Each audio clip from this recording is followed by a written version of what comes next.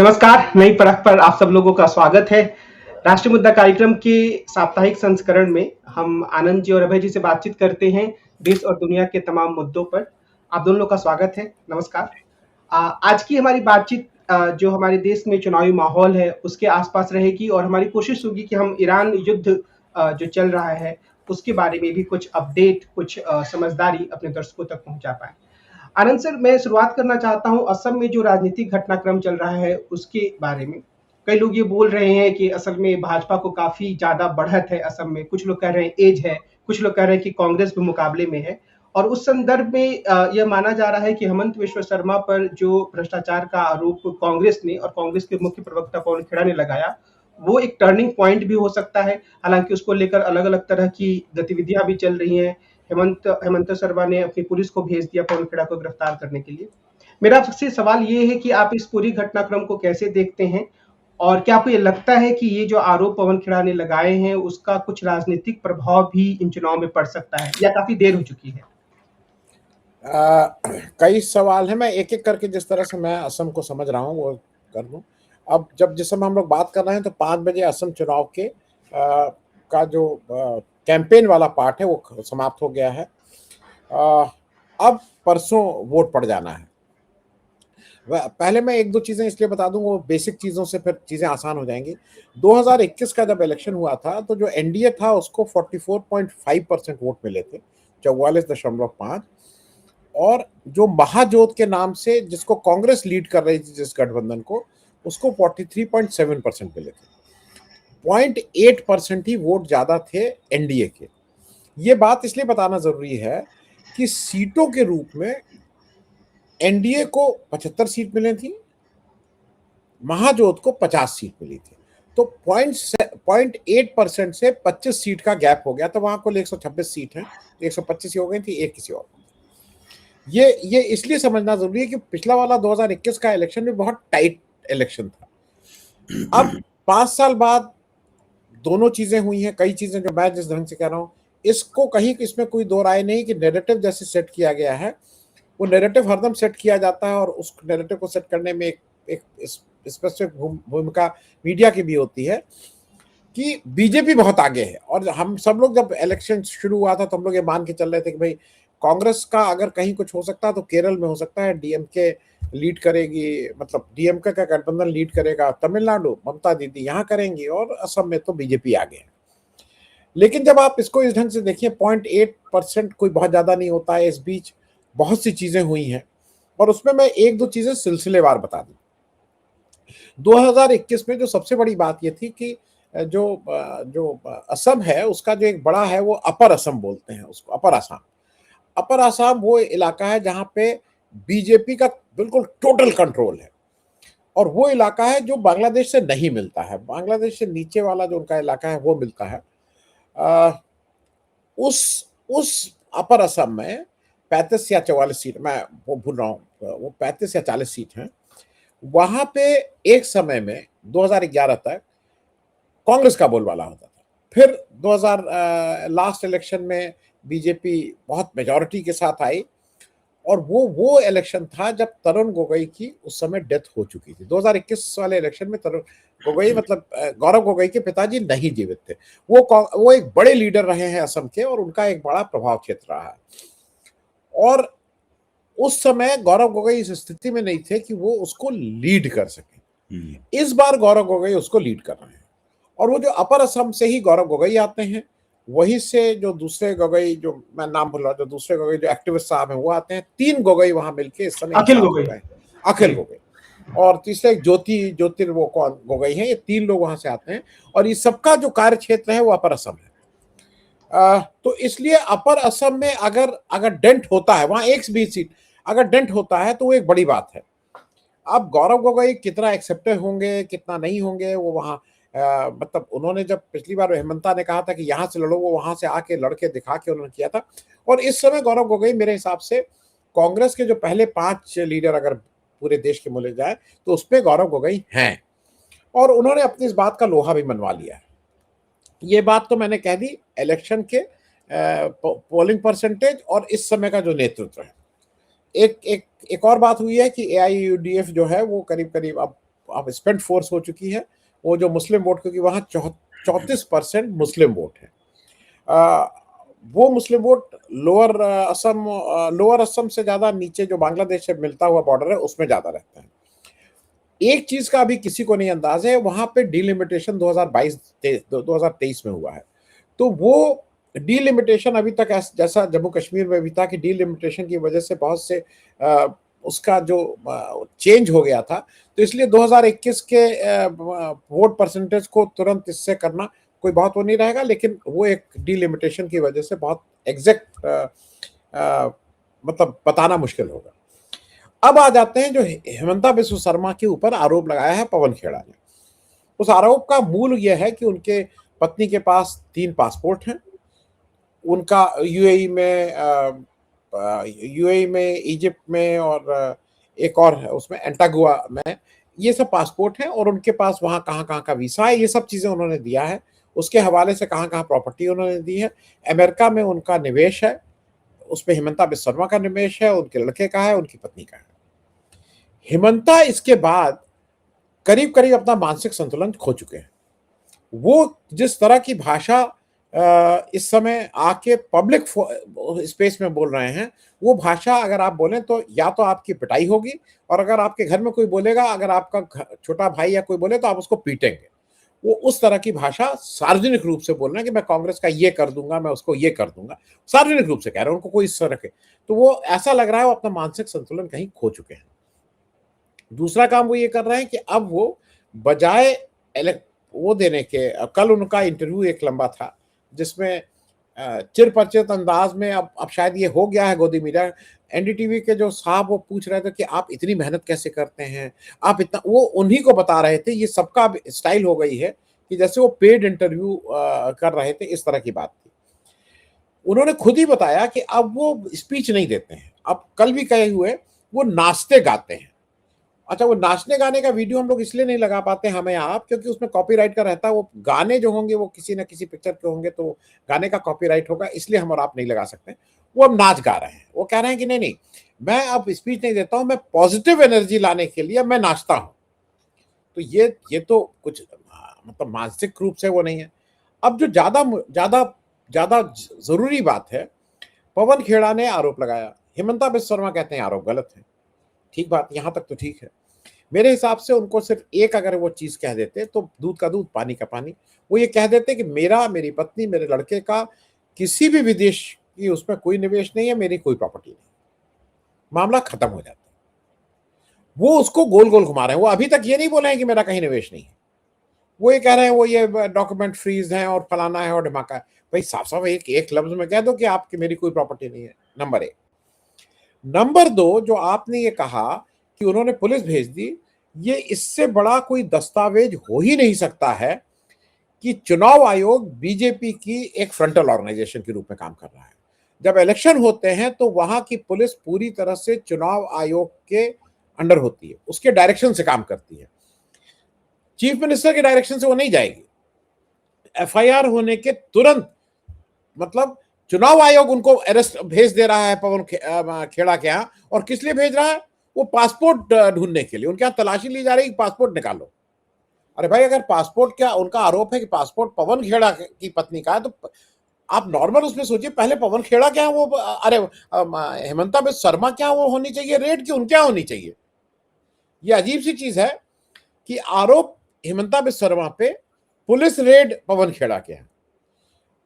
वो करना क्या चाह रहे हैं? वो करना ये चाह रहे हैं कि इस तरह से लोगों को डराएं कि उनके खिलाफ कोई कुछ बोले ना। लेकिन जो हेमंता बिस्व शर्मा से ज्यादा जो मेरे हिसाब से जो चिंताजनक बात है, वो इलेक्शन कमीशन के डायरेक्शन पे पुलिस का दिल्ली में जाके ये काम करना, मेरे हिसाब से इससे बड़ा प्रूफ नहीं हो सकता है कोई। अब सुप्रीम कोर्ट देखना चाहे देखिए, ना देखना चाहे ना देखिए, उसको तो अपने हिसाब से अपना विजन ठीक करता है। लेकिन ये पर्याप्त सबूत है कि इस समय जो इलेक्शन कमीशन है वो बीजेपी के फ्रंटल ऑर्गेनाइजेशन की तरह काम कर रहा है। डॉक्टर कमल। अब सर, चुनाव सुधार को लेकर एक चर्चा हुई थी शायद कॉन्स्टिट्यूशन क्लब में। हमारे मित्र ने बताया कि योगेंद्र यादव ने वहां भी ये दिखाया था कि जिस तरीके से असम में डिलिमिटेशन किया गया है, उससे भारतीय जनता पार्टी को काफी लाभ होगा। और फिर अभी ये खबर आ रही है कि पश्चिम बंगाल में जो फाइनल वोटर लिस्ट जारी किया गया है, उसमें 90 लाख से ज़्यादा लोगों के नाम काट दिए गए हैं, जो 2024 में वोट डाल रहे थे। तो ये सारी जो स्थितियाँ हैं, उससे क्या हम ये कहें कि चुनाव काफ़ी हद तक भारतीय जनता पार्टी के पक्ष में मोड़ दिया गया है? या फिर आप विपक्ष के लिए कोई मौका देखते हैं, चाहे वो असम में कांग्रेस हो या तृणमूल कांग्रेस हो पश्चिम बंगाल में? आप इसे कैसे देख रहे हैं? देखिए, पश्चिम बंगाल की स्थिति थोड़ी अलग तरह की है, वो असम से भिन्न है, बिहार में जहाँ चुनाव हो चुका है उससे भी भिन्न है। पश्चिम बंगाल में एसआईआर के जरिए, स्पेशल इंटेंसिव रिवीजन के जरिए सबसे पहले तो करीबन शायद 50 या 60 लाख वोट काटे गए थे शुरुआती दौर में। अच्छा, उनमें ये था कि जिन लोगों का देहांत हो गया है या जिन लोग पता बदल के चले गए हैं, मतलब वो कुछ इस तरह के वोट काटे गए थे जिनके बारे में कोई ज्यादा विवाद नहीं हुआ। इसके बाद में करीबन 60 लाख से ज्यादा वोट हैं, उनको संदिग्ध की श्रेणी में डाला गया। ये वोट, इनकी जांच की जानी चाहिए कि ये वोट डालने योग्य लोग हैं कि नहीं हैं। इसमें कई तरह की बातें कही गई कि इसमें लॉजिकल डिस्क्रिपेंसी का मामला कई जगह पे है। लोगों के नाम की स्पेलिंग अलग है, पिता की आयु में और उनकी आयु में उतना अंतर नहीं है जितना अंतर बाप बेटे की आयु में मोटे तौर पे हो सकता है। इस प्रकार की बहुत सी बातें उसके अंदर थी। अदालत में जब मामला ये गया तो अदालत ने इसमें हस्तक्षेप किया और अदालत ने ये समझ लिया, अदालत ने इस मामले को सुन के, कि चुनाव आयोग समय से सारी समस्याओं का निपटारा नहीं कर पाएगा, तो उसने जजों की नियुक्ति की और ट्रिब्यूनल्स बनाए गए वहां पर उनकी जांच के लिए। तो ये बंगाल की एसआईआर अलग तरह की, इसीलिए मैं कह रहा हूँ वो मामला अलग तरह का है। बिहार की एसआईआर जैसी नहीं है, वो तमिलनाडु की, उत्तर प्रदेश की। तमिलनाडु उत्तर प्रदेश में आपको लॉजिकल डिस्क्रिपेंसी वाला की बात नहीं सुनाई पड़ेगी। वहां पर अदालत ने ट्रिब्यूनल्स नहीं बनाए हैं, मतलब वहां पर ये सब बिल्कुल अलग तरीके से हो रहा है मामला। अब ये सब करते करते वहां पर अब आखिर में हुआ ये है कि नियम ये है, कानून ये कहता है कि जब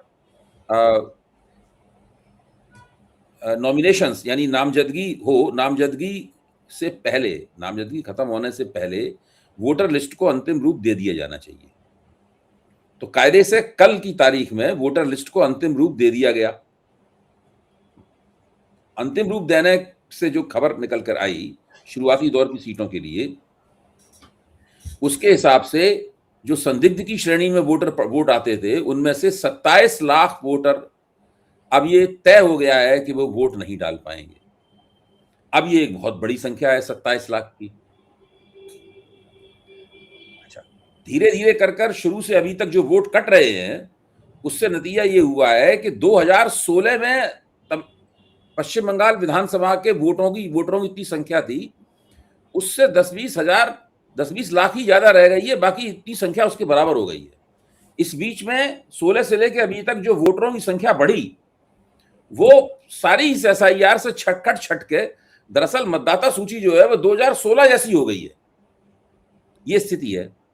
तो ये और जो ट्रिब्यूनल्स बनाए गए थे, पंचायत बनाए गए थे न्यायिक हस्तक्षेप से, उन पंचायतों उस पंचायतों को जो वोटरों की जांच करनी थी, संदिग्ध, वो उन जांच कर ही नहीं पाई कि उनकी बैठक ही नहीं हुई है, उन्होंने कोई काम ही नहीं किया है, उनके पास दफ्तर ही नहीं है, उनके पास मेज कुर्सी भी नहीं है, उनके पास कुछ नहीं है उनके पास। लेकिन अदालत का वो पूरा हस्तक्षेप जो है, वो चुनाव इस एसआईआर के अंदर कोई भी गुणात्मक या परिमाणात्मक हस्तक्षेप करने में असमर्थ रहा, क्योंकि वो उसका जो आदेश हुआ था वो दरअसल जमीन पर लागू ही नहीं हुआ, केवल अखबार में ही छप के रह गई खबर, और अखबार में रह गई खबर और टीवी पे ही केवल बात होकर रह गई। ये स्थिति हो गई है। तो ये बताता है, ये मामला बताता है कि पश्चिम बंगाल में एसआईआर पूरी तरीके से विफल हो गई है, और वो कानून 1950 के जनप्रतिनिधित्व कानून में जो कुछ लिखा हुआ है उसका पालन भी नहीं कर पा रहे हैं, और संविधान में जो लिखा हुआ है उसका भी पालन नहीं कर पा रहे हैं। 1950 के जनप्रतिनिधित्व कानून में लिखा हुआ है कि अगर किसी वजह से, किसी दुर्घटना की वजह से, किसी विशेष स्थिति की वजह से अगर आप वोटर लिस्ट को अंतिम रूप नहीं दे पा रहे हैं, तो जो पहले वाली वोटर लिस्ट है, यानी आपने स्पेशल रिवीजन चला रखा है, लेकिन आप उसको नहीं पूरा कर पाए, कारण जो भी हो,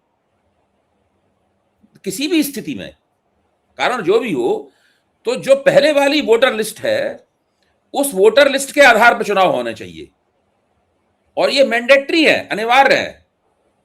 इसमें कोई अपनी मर्जी नहीं जोड़ सकता है, इसमें कोई किंतु परंतु नहीं है। या तो आप अपने जो विशेष संशोधन आपने चलाया है, विशेष संशोधन के आधार पर आप नई सूची नामजदगी से पहले अंतिम रूप दे दीजिए, वोटर लिस्ट को अंतिम रूप दे दीजिए। अगर आप नहीं दे पाते हैं तो आपको तुरंत पिछली वाली सूची के आधार पर चुनाव कराना चाहिए। अच्छा, चुनाव आयोग इस स्पष्ट निर्देश का पालन नहीं कर रहा है। अदालतें भी इस स्पष्ट निर्देश की जानबूझकर अनदेखी कर रही हैं।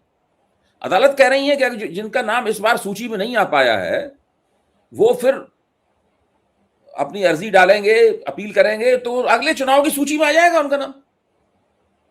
ये सुप्रीम कोर्ट के जज ने कहा है। क्या सुप्रीम कोर्ट के जज को इस बात को कहने का अधिकार है? क्या मतदान का अधिकार जो है वो कोई इस तरह की चीज है जो इस बार स्थगित किया जाता है, अगली बार मिलेगा आपको? भाई, या तो आप ये तय कीजिए कि इसको मतदान का अधिकार है नहीं।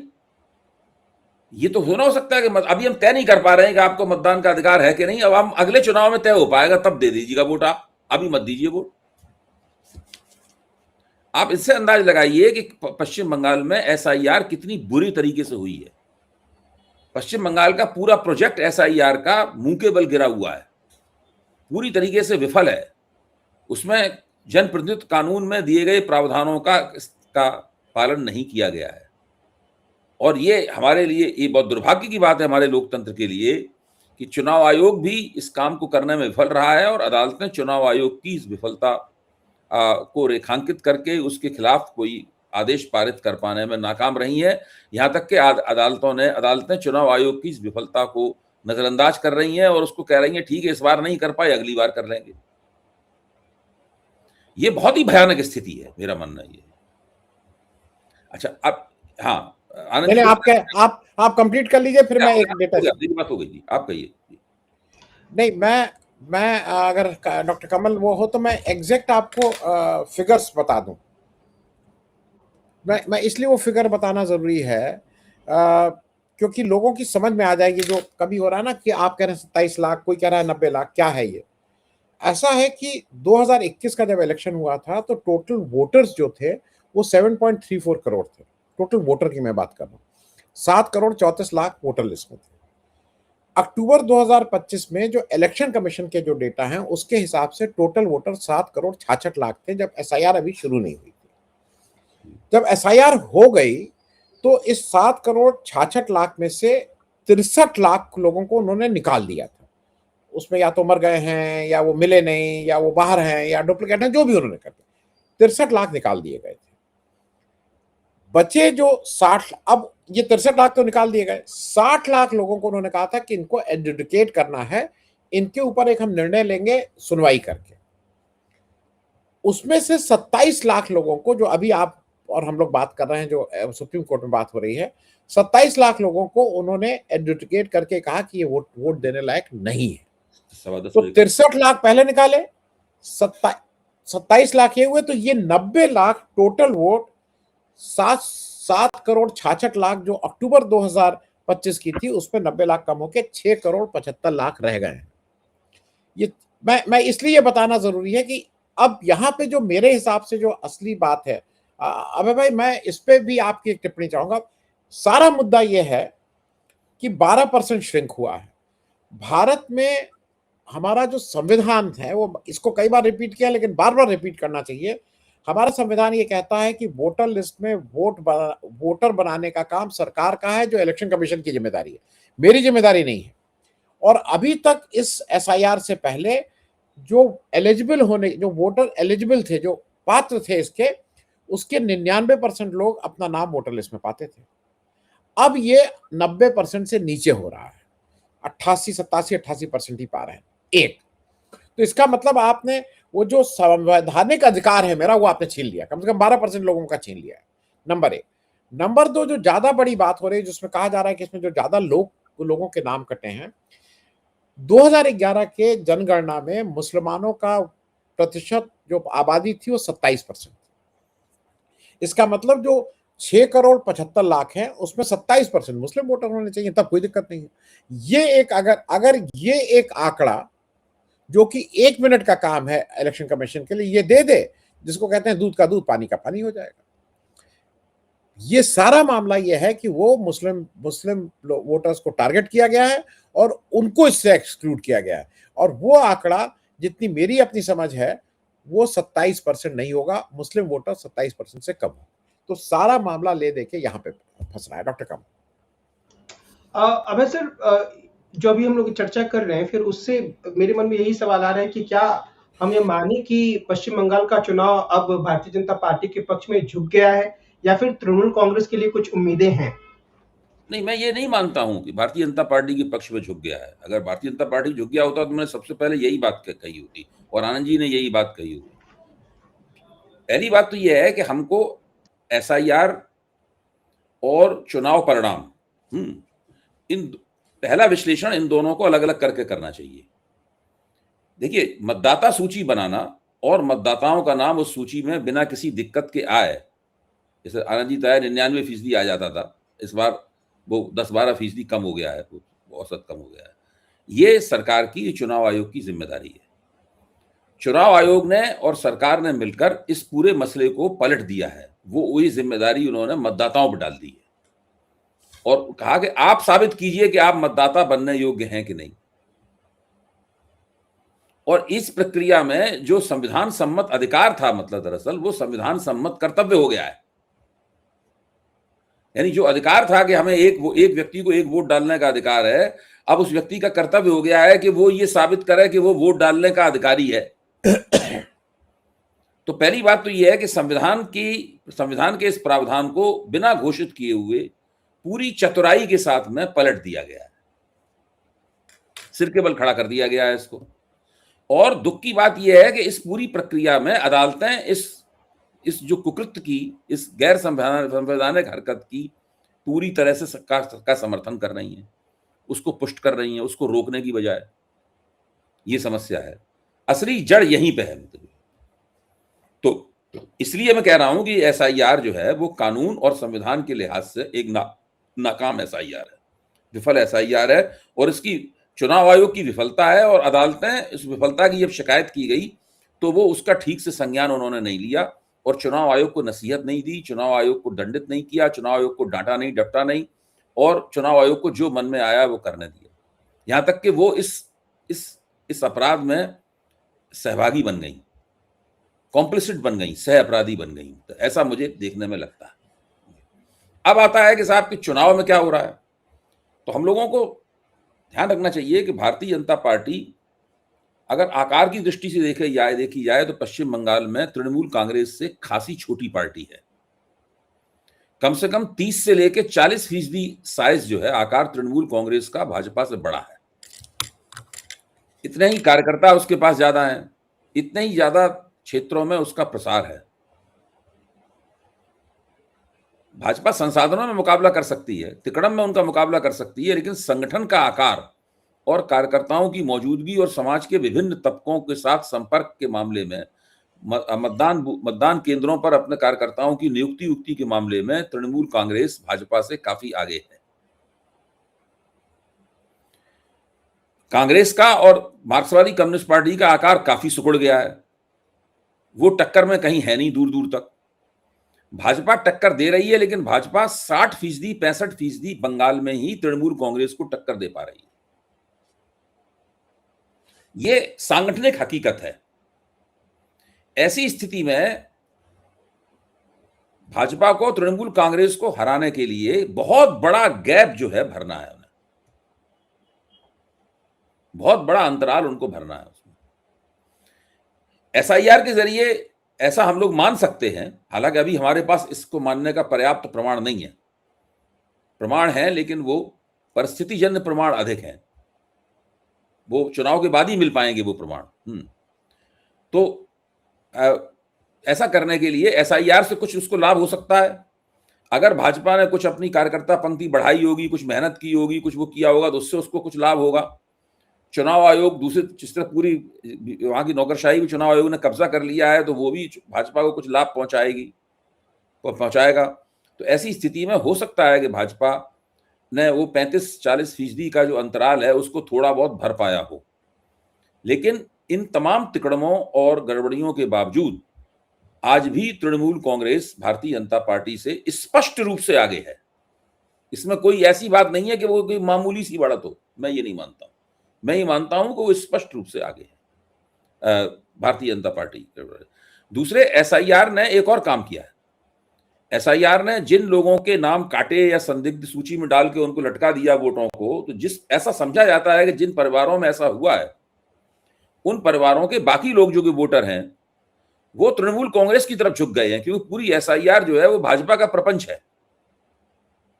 सब लोग जानते हैं कि बीजेपी करा रही है, ये चुनाव आयोग बीजेपी की जेबी संस्था है, वो करा रही है। इसलिए एसआईआर के जरिए जिनके वोट कट गए हैं तो वो ये मानते हैं, उनके परिवार वाले भी मानते हैं कि बीजेपी ने कटवाए। बीजेपी चाहती तो नहीं कटते। तो उनके उन परिवारों में और उस परिवार के दूसरे वोटरों में भाजपा के प्रति नाराजगी होना बहुत स्वाभाविक है, और भाजपा पर जो नाराजगी होगी वो तृणमूल कांग्रेस की तरफ ही लोग जाएंगे। एक और पहलू है मुसलमान वोटरों का। वहां पर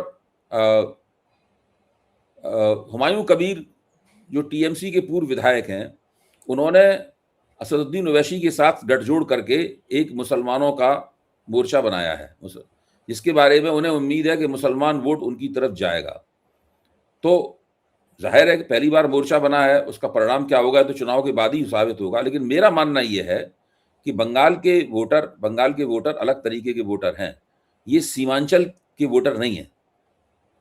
कुछ वोट उन्हें कहीं कहीं मिलेंगे, लेकिन वो बहुत बड़े पैमाने पर मुसलमान वोट प्रभावी तरीके से चुनाव को प्रभावित कर पाने की हद तक ममता बनर्जी से छीन सकें, इसमें मुझे पर्याप्त रूप से संदेह है। आनंद सर, आखिर में मैं थोड़ा सा दक्षिण भारत में जो 2 राज्य हैं, 3 जगहों पे चुनाव हो रहे हैं, पुडुचेरी में, केरल में और तमिलनाडु में। तमिलनाडु और केरल काफी बड़े राज्य हैं, पुडुचेरी एक केंद्र शासित प्रदेश के रूप में है। तो वहां की स्थिति को आप कैसे देखते हैं? अगर आप उस पर एक समझ दे पाए हमारे दर्शकों को तो अच्छा रहेगा। नहीं, देखिए, मैं उससे पहले कर रहा हूँ तो एक एसआईआर का मुझे किसी ने बहुत अच्छा बताया, और वो सारी चीज़ों को वो कवर कर। उसने कहा कि जो एसआईआर से पहले क्या होता था कि वोटर जो है वो सरकार चुनता था, एसआईआर के बाद अब सरकार वोटर चुनती है। ये फर्क आ गया ये, और इससे एप्ट मुझे लगता है कि इससे एप्ट इन सारी बातों को एक जगह करने का और इससे अच्छा कुछ नहीं था। खैर, मैं 2 जगह का कर लूँ। मेरे ख्याल में तमिलनाडु में बहुत कुछ बात करने को रह नहीं गया है। तमिलनाडु में स्टालिन की एक सरकार है, जितनी भी एंटी इनकम्बेंसी बोलिए, परफेक्ट वहाँ पे गठबंधन है, और 1-2 पार्टियों को उन्होंने जोड़ा है। जो विजय जी का जादू चलने की बात थी, उस तरह का जादू नहीं चला है। एंटी इनकम्बेंसी अगर जादू चला भी है तो एंटी इनकम्बेंसी के वोट बटेंगे, वो कोई उनका वोट नहीं है। तो वहां पे मुझे नहीं लगता है कि वहां पे कोई भी चर्चा करने की बात है। केरल में जरूर मैं एक और की तरफ बात करूंगा, और वो अभय जी से भी उस पर एक टिप्पणी चाहूंगा। केरल में लेफ्ट मतलब इंडिया गठबंधन के ही 2 प्रमुख दलों के बीच में वो है कि कौन सरकार बनाएगा। अब 2 चीजें हैं वहां पे। एक चीज को लेके मेरे भी बहुत से साथी इलेक्शन के बीच में राहुल गांधी के ऊपर अटैक कर रहे हैं, और वो समाजवादी साथी हैं। और वो समाजवादी साथी इस बात से गुस्सा हैं कि वहां पे राहुल गांधी ये जाके क्यों बोल रहे हैं कि वहां पे बीजेपी और जो लेफ्ट है वो एक साथ मिल गए, और वो उसमें तमाम अपनी तरह की अपनी मन की भड़ास निकाल रहे हैं। जो एंटी कांग्रेसिज्म था उनका मन का, जो आज की तारीख में उनको मन मार के कांग्रेस के पीछे खड़ा होना पड़ा, वो वहां पे साफ सामने आ गया है। मैं अब भाई इसलिए इस बात को कहूंगा कि अगर आप आमने सामने लड़ रहे हैं तो वो ये तो कह नहीं सकते हैं कि भाई, ये एक पुराना जुमला है कि अगर एक पार्टी से बीजेपी का फायदा होता है तो उसको बी टीम कहना, ये बहुत कॉमन चीजें हैं। हर जगह कहा जाता है कि वो उनकी बी पार्टी है तो वो कहते हैं वो उनकी बी पार्टी है, तो वो उनकी बी पार्टी है। इस तरह की बात साफ साफ कही जाती है। यहां पे मेरे हिसाब से ये कोई ऐसी बात नहीं थी जिसको अपने साथ के लोग इस तरह से उठाएं। कि ये तो समाजवादी है और ये राहुल गांधी, और इनसे खुली चिट्ठी, उन्होंने खुली चिट्ठी भेजी है। उन्होंने मुझे भी एक भेजा कि आप में हिम्मत है तो आप इसमें बहस करिए। हमने कहा 4 तारीख को या 5 तारीख को मतदान के बाद इस पर बहस होगी। मतदान से पहले अगर आप बहस कर रहे हैं तो आप इन दोनों के, आप क्यों इस पे बहस करेंगे अगर आप अपने को ये मानते हैं कि हम आरएसएस के विरोध में इस मामले में खड़े हैं। अब केरल की जो ग्राउंड रियलिटी है उसमें मेरे हिसाब से कांग्रेस का इससे बेहतर स्थिति नहीं हो सकती है जीतने की। हालांकि जितने फैनफेयर के साथ गई थी, जितनी उम्मीद के साथ गई थी, शायद उतना नहीं है, क्योंकि शशि थरूर अब ये तो कह रहे हैं कि आगे है, लेकिन कह रहे हैं कि वो बिल्कुल एक तरफा नहीं है। एक तरफा नहीं भी होगा क्योंकि वो वहाँ पे एलडीएफ अगर है, और ये भी जान लीजिए कि कम्युनिस्ट पार्टी का संगठन बहुत मजबूत होता है। कांग्रेस वहाँ नंबर्स में जरूर ज्यादा है एमपी के उसमें, लेकिन एलडीएफ का संगठन बहुत मजबूत होता है। अब वो देखने वाली बात यह है कि वहाँ पे बीजेपी कितना डेंट कर पाती है, नहीं कर पाती है। वो सबरीमाला और इन सबको लेके काफी कुछ करने की कोशिश में है, लेकिन वहां पे अगर कांग्रेस की सरकार नहीं बनती है तो मुझे अचंभा होगा। It will be a surprise for me अगर वहां कांग्रेस सरकार नहीं बना पाती, क्योंकि इससे अच्छी इस समय पूरे देश में, केरल से बेहतर स्थिति में कांग्रेस किसी भी स्टेट में नहीं, जो मेरी समझ है। डॉक्टर कमल। अब सर आखिर में आप इस पर कोई टिप्पणी करना चाहेंगे कि जो आनंद सर ने कहा कि जब इंडिया ब्लॉक के 2 दल आमने सामने होते हैं और वो राज्यों में एक दूसरे से तकरार कर रहे होते हैं, तो क्या इस पर हर किसी को जो कि थोड़ी हमदर्दी रखता है इंडिया ब्लॉक से, उसको भी एक स्टैंड लेना चाहिए कि कौन सही है कौन गलत? देखिए, हम जो लोग जिन समाजवादी साथियों का उन्होंने जिक्र किया है और जो वो कह रहे हैं, वो तो खैर जो करना हो वो कर ही रहे हैं, लेकिन भारतीय जनता पार्टी की एक फितरत है, उसको मैं बता देता हूँ, जो एक रणनीतिक फितरत है। भाजपा ये तय करती है कि जहां वो चुनाव जीत नहीं सकती, वहां भाजपा तय करती है कि वो किसको हराएगी। ये पंजाब में भाजपा करके दिखा चुकी है। पिछले चुनाव में तो नहीं उसकी तिकड़म चली थी, उससे पिछले वाले चुनाव में जबकि राजा पटियाला को कांग्रेस के मुख्यमंत्री के रूप में उभरे थे, उसमें आम आदमी पार्टी को चुनाव हराने के लिए उसने अपना जो जनाधार था शहरी हिंदुओं का, उसको कांग्रेस की तरफ शिफ्ट कराया था उसने, ताकि आम आदमी पार्टी किसी तरह चुनाव न जीत जाए। मतलब भाजपा इस हद तक जा सकती है। भाजपा राजनीतिक तिकड़मों का जो एक सीमा होती है, वो कल्पना भी नहीं आप कर सकते कि वो कहां खड़ी हुई है। केरल में ये जो कांग्रेस का कहना है कि वो सीपीएम के साथ जुड़ी हुई है और पिनाराई विजयन के सीपीएम के नेतृत्व के साथ में संबंध है, ये बात, इन बातों के प्रमाण नहीं होते। हाँ जी, नहीं, पिनाराई विजयन की भाजपा नेतृत्व से आप बोलना चाह रहे हैं? भाजपा नेतृत्व के साथ साठगांठ है उनकी, और केंद्र में भी उनकी जड़ें हैं उस साठगांठ की। इन बातों के कोई प्रमाण नहीं होते हैं, लेकिन मीडिया में गंभीर पत्रकार भी इन बातों को कह रहे हैं। ये कोई छिछली बात नहीं है अपने आप में, क्योंकि भारतीय जनता पार्टी चाहती है कि कांग्रेस केरल में चुनाव हार जाए, और कांग्रेस केरल में अगर चुनाव हार जाएगी तो ये होगा कि भाई अब कांग्रेस कहां जीतेगी चुनाव। भाजपा को यकीन है कि असम का चुनाव वो जीत जाएंगे, तमिलनाडु में तो कांग्रेस केवल एक गठजोड़ में जूनियर पार्टनर है। तो वो केरल में अगर कांग्रेस चुनाव हार जाएगी तो कांग्रेस की प्रतिष्ठा पर बड़ा आघात होगा। 2 बार सीपीएम की हैट्रिक हो जाएगी, जो केरल के इतिहास में कभी हुई नहीं है। केरल के इतिहास में तो दूसरी बार ही कोई पार्टी चुनाव नहीं जीतती, गठजोड़ चुनाव नहीं जीतता, दूसरी बार भी सरकार बदल जाती है। तो ये कहीं ना कहीं भाजपा इस तरह की तिकड़म कर रही है, और अपने समाजवादी साथियों को इस तिकड़म को समझना चाहिए। ये उनकी जिम्मेदारी है, और राजनीतिक बुद्धि किसे कहते हैं। आज की अपनी चर्चा को हम इसी बिंदु पर विराम देते हैं। हम रविवार के दिन फिर मिलेंगे और देश की राजनीति और दुनिया के बारे में आनंद जी और अभय जी से बातचीत करेंगे। आप दोनों लोग बहुत बहुत धन्यवाद। नमस्कार।